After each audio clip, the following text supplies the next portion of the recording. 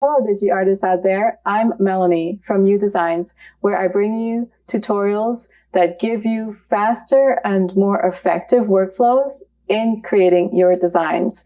In today's video, I'm going to be showing you how to reconstruct someone's face. Have you ever seen a magazine cover or looked at an image and go, wow, that person looks perfect. They have perfect features. Well, I'm going to show you how you can sculpt someone's face easily with this new feature inside of Photoshop. So stick around. If you like this tutorial, give it a like, share, and subscribe. Thanks. So inside of Photoshop here, I'm going to show you how you can reconstruct someone's face and features and redefine their face, okay? I'm going to show you how powerful the Liquify and Face Liquify tools are inside of Photoshop. It is really powerful. And you can see here that I'm just going to click off and on so you can see the changes. So you can see that, you know, the person's eyes, eyebrows, distance between the eyes, inner corners of the eyes, the cheeks have been expanded, the cheekbones and the inner cheeks here has been defined more, so it looks thinner, it looks more sculpt, especially on the side here. And you can see also the nose is very different, so check it out. And also the person is smiling and they weren't smiling before. So isn't that amazing? You can make someone smile.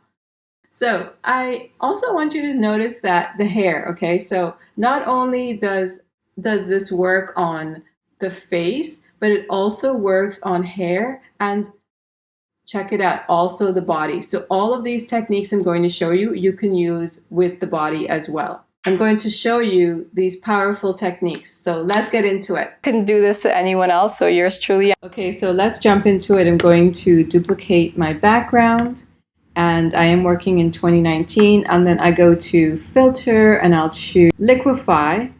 Okay, a new window opens up. It's just the Liquify area. Show you over here, if I click on this face tool and I mouse over the actual subject. So if you see these little dots here, white dots, and if I move my cursor over them, you'll see that my cursor changes, and so it's also telling me what it does. So eye height, this would be the eye size, and if I did that, you can see right off the bat that's doing something really great. I can also do tilted eyes. And if I go to the nose, this is the nose height, so I can do that. Or I can make the nose really skinny, wide, and I can also make the person smile. So that is pretty cool, right? So if you have this great photo, hey, what's up? If you have a great photo of a family portrait or something, one person isn't smiling, bring them in here and make them smile. Okay, you can also change the forehead size, and this is all done on the fly here, but you do have finer controls on the right side here. If you're not seeing this, turn down Face-Aware Liquify, and these are your fine-tuning options you have here. Okay, so let's say you wanted to make the person's face skinnier. I can just make it skinnier, just like that. So are you going to believe any images you see again? I don't, because I know that we can do this to it. Okay, you can make the person's upper lip bigger, you can make their bottom lip bigger, you can make their chin bigger. Okay, it's just endless. It's crazy. The jawline, check this out. This is, you can make someone really look like they dropped a bunch of weight, and giving them more definition in their face. And also, you know, if you wanted to round their face up a little bit, you can do that. So let's put all these back to 0. So you're seeing that these are corresponding, these attributes here, with the same kind of dots, but that I'm seeing here. So, you know, just be careful. These are powerful techniques, powerful tools. Sorry, these are powerful tools. And you don't want to get carried away because then you can make someone look like a caricature. And we don't really want that. Unless that's what you're doing. But you can see that, you know. Okay. Oh, you also can change the mouth width. So, you know, I don't know, like some people like a wider mouth. I don't know why. But yeah, so there you go. I'll just smile again. The nose height and width all are manually controlled here. If you wanted to give someone some cat eyes, you know, oops, you can do cat eyes like that. All right, so, okay, so pretty cool, right? So let's move on to another example. So I want to talk about the tools on the left here, and these are the real powerhouses of reconstruction when you're liquefying. So these are the powerhouses here. And on the right side, if I click into a tool, you'll see that I have these options like the brush size, its density, pressure, rate, etc. And so you want to adjust those based on what you need. There's a preview button here in the bottom. So this will allow you to preview what you're doing at all times. So the first tool I want to talk about is the forward warp tool. Now this is a super powerful tool. It actually moves a pixel in every direction that you want. It moves pixels to really redefine and sculpt and restructure the face or the body, like I was saying. Okay, so let's get some more brush size here. I just want to show you what it does.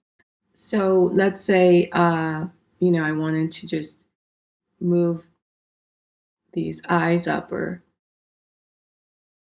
so I'm just sort of showing you how you can move the nose. You can, you know, these are giving you powerful, finer controls. If I wanted to get a smaller brush and work with the eyebrows, you can see I can do that. I can also move these eyebrows in if I want. So you're really getting to see the power of this tool here. You can move pixels however you want to. You can totally change someone's face. So again, these are the powerful tools here. And at any point, you can go back to this restore option here and go back to the original image. You also have a preview button on the bottom here, so to check out what you're doing. So I'm just showing you that this forward warp tool will actually move pixels for you. So if you wanted to get more cheeks, and when you're working with these tools, being that they're so powerful, really, really take your time and, you know, be thinking about what is it you're trying to achieve. What's the look you're going for? You might have a reference of what you're going for. And you're working it's not about how fast you're clicking, but how precisely and how you're getting, you know, the look that you want. So a lot of times you can just sort of click away, and so you can see I can also create a narrower face with this. I can change all this. It's very powerful. So the other thing I want to talk about with the forward warp tool that's amazing is that it also works on the hair. So let's say I wanted to give more hair. You can see that just like that, I can start to create more hair. This tool is just fantastic. It, like I said, it shifts and moves the pixels however you want to. You're the director here. You get to play with these tools. So you can see how powerful it is. So again, you know, I really question when you see images.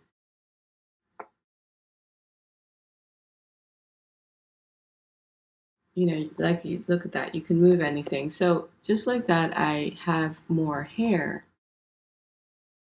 But be careful that you're not destroying the integrity of the pixels, which is what's happening right here. So you want to be careful with that.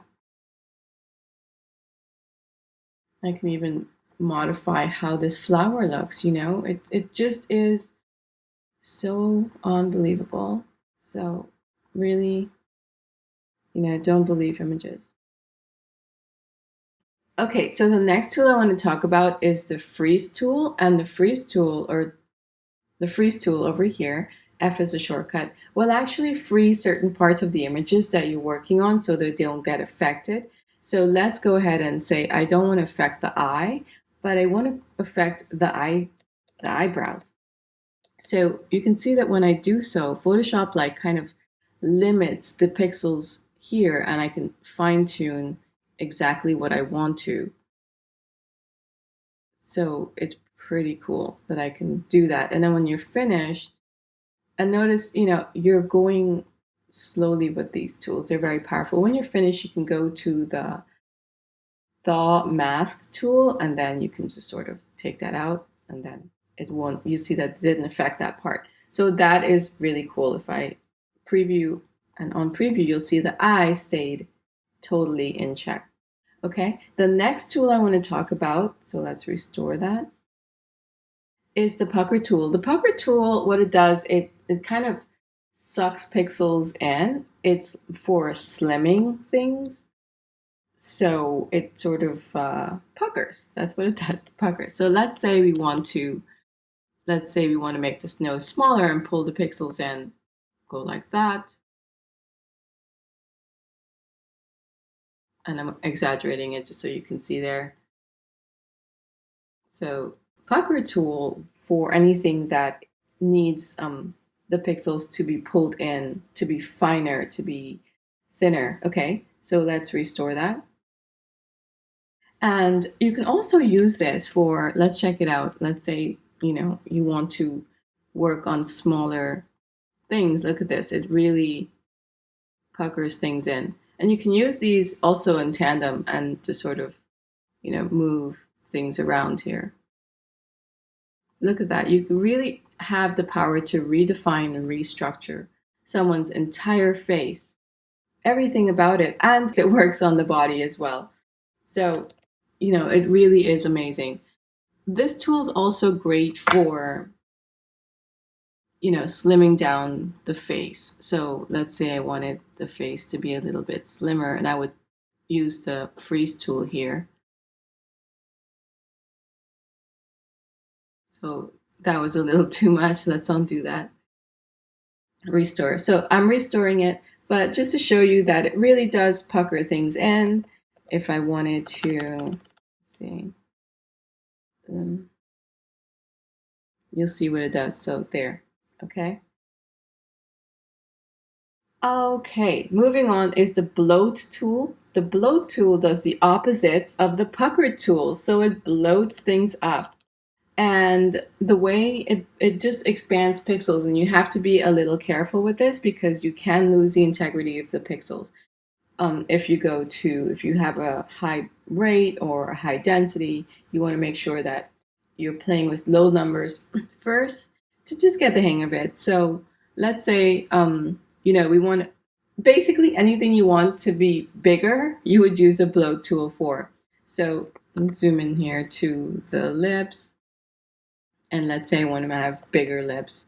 So you'll see right here, I can come in and make bigger lips, which is very trendy right now, but you can see you can do it without fillers inside Photoshop. And then I would freeze the area around it as well, so it's not expanding the areas. I'm just kind of demonstrating here. It bloated the lips. Okay, so if I uncheck that, you can see what a difference. But you can see that it also affects these areas, and that's why I spoke so much about this freeze tool. You have to freeze areas that are being affected that you don't want to be affected. Okay, so don't forget that. Okay, let's restore that. Let's zoom out and see how funny that looks. Okay, undo. So the bloat tool can also give bigger eyes. Oops, so W. And notice that these are different than the Face-Aware tool because the Face-Aware just sort of like gives you quick on the fly. But if you want a really like controlled construction controlled definitions, then you would use these tools on the left here. And as you can see, you don't want to get to a caricature look, but you can see that that's getting there. And so, but just to show you that it does pucker, it bloats. So this bloat tool makes everything bigger. So that's kind of funny right there. So you can imagine. So if you had, if you were working on a person and you had to make their tummy flat or smaller, which tool would you use? You would go to the pucker tool, because the pucker tool sucks pixels in, okay? It sucks pixels in, it shrinks things, while the bloat tool expands pixels, but you also want to make sure that you're not overdoing it and, losing the integrity of the pixels. So obviously working with high resolution images are going to be very key when working with these tools, particularly in Liquify. Okay, so the Bloat tool, you can see I can give more cheeks.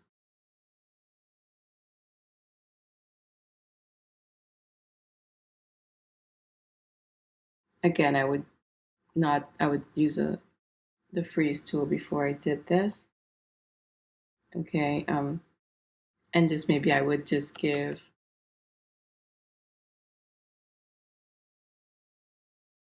just showing you quickly how this works.